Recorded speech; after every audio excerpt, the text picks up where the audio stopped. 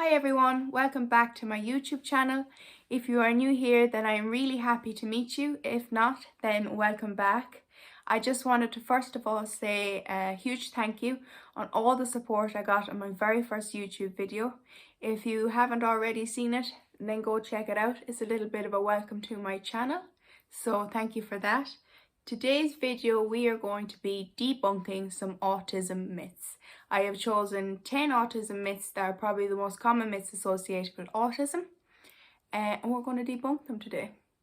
So let's get into it. At number 1 we have autism is caused by vaccines. This is one of the most common myths associated with autism and has been around since 1998 when a study falsely linked the MMR vaccine with autism.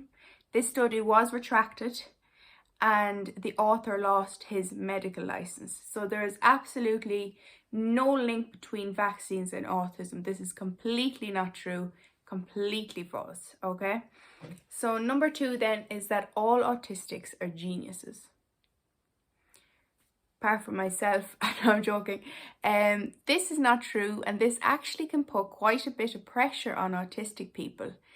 I think quite often the media depicts autistic people as all being geniuses, as having savant abilities, whereas in fact we all have very different abilities. Sometimes media, even television, film, can portray us all as being highly academic, which is not necessarily true. As I've already said, this can be very pressuring for autistic people. I know the one thing that people always say is, oh, you must be really good with computers. And I'm not really. Like, I can turn it on, I can turn it off, and that is about the height of it. So yeah. So number 3 then is that autistic people are non-sociable. Again, this is not true. I love to socialize as much as the next person. But sometimes with autistic people is that we can find social situations difficult and we can perhaps socialize in different ways to neurotypical people. Speaking from my own experience, I find a lot of the time meeting a friend one-on-one, or maybe just 2 or 3 friends at a time, a lot easier than meeting a big group of people. That for me will be something that I can find quite overwhelming, which can lead to a sensory overload. I think sometimes neurotypical people just have to meet us halfway sometimes. Yeah, when it comes to socializing. So number 4 is autistic people cannot make eye contact. This is not true. Some can struggle, but we can make eye contact. So that is another myth. Number 5 is all autistics look like ...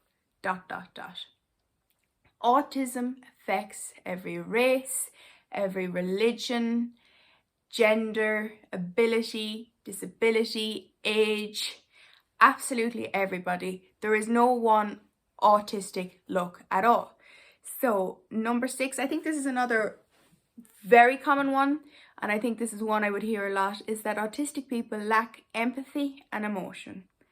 This is not true. Autistic people can be some of the most empathetic people you will ever meet and some of the most caring people you will ever meet.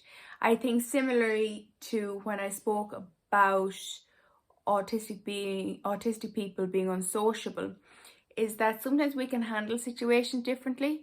I think sometimes we can find it difficult to read people's emotions, and I think this is why sometimes we can come across as not as empathetic. I know sometimes, particularly when I was growing up, I wouldn't really recognize when someone was upset, someone was angry.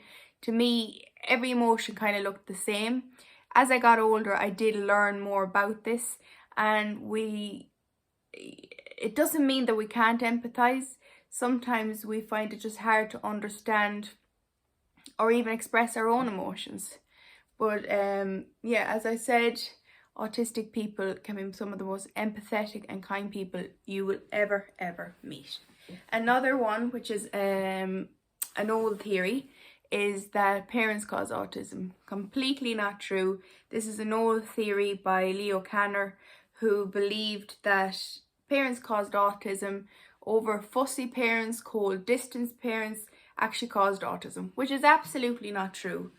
we are born autistic. It's not something you develop through anything to do with what a parent may or may not do. Next is autistic people don't have a sense of humour. Again, this is not true. I would like to think I have a very good sense of humour. I absolutely love comedy. I love comedy shows.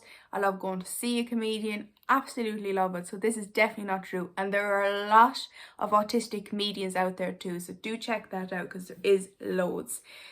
I think that's a little bit like the empathy and emotion, is that we can find, you know, tones a little bit confusing. So I know that when I was growing up, for me, a really big thing was understanding sarcasm. And even to this day, I'm not great at understanding sarcasm. Like, someone might say something sarcastically and I'm just standing there genuinely thinking they mean what they're after saying. And I'm just like, okay, not really sure what to say now.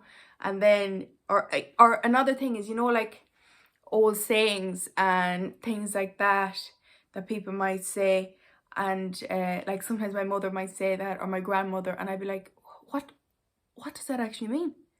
I don't get it. I'm taking it so literal. And I think that's something that autistic people can do, is take things literal. That's definitely something that I do.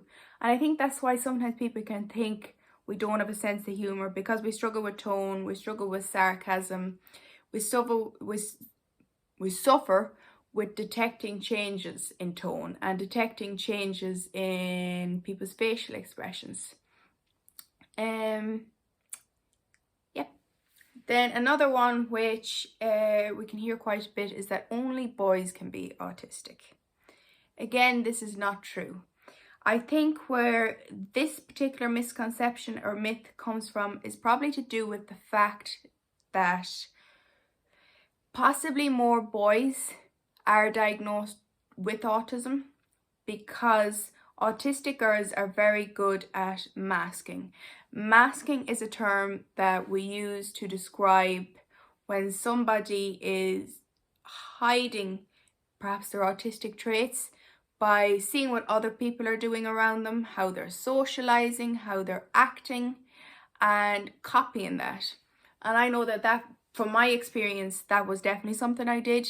Like when I went to school, primary school, secondary school, like I'd look around, see what everyone else is doing, and kind of try to emulate that. Like even I remember like going to my first concert, I was like this, what do I do? And I looked around me, I seen everyone else dancing or whatever. So then I kind of copied that. So that's what masking is. And it's something that's particularly common in girls. And that's why more boys are being diagnosed than girls. So it's not necessarily that more boys have it than girls, but it could be that more boys are being diagnosed than girls. I think there's still a debate around that. There's still research being done into that as to whether it is that more boys are just being diagnosed with autism, or there are actually more boys with autism. So that is something that's still being looked into. But I know the masking is a big thing when it comes to autism, particularly for autistic girls. It is something I will do a completely separate video on that later on just on masking. So where are we? I think we've done 9. I think I have 1 more to go. Bear with me. If you're still here, thank you very much. You deserve a medal. So the last one is non-vocal autistics cannot communicate. This is not true. Non-vocal autistics have their own way of communicating, and this can be through drawing, typing, gesture. I think that modern technology has given non-vocal autistics a chance for further opportunities when it comes to communicating. So this is absolutely not true. Absolutely not true. Non-vocal autistics can communicate, and they do communicate. I think I've come to the end. I think I have done 10. I mean, you can count them, but I'm pretty sure I did. So if you've come to the end of today's video, thank you very much. I hope you've learned something. I hope that I have debunked some myths that people might have thought were true when it came to autism. So thank you very much for watching. Please give this a big thumbs up if you enjoyed it. Also, please subscribe. I would be really grateful. My next video is going to be all you should know about epilepsy. So I'm really looking forward to doing that. Thank you very much again, and I shall see you very soon.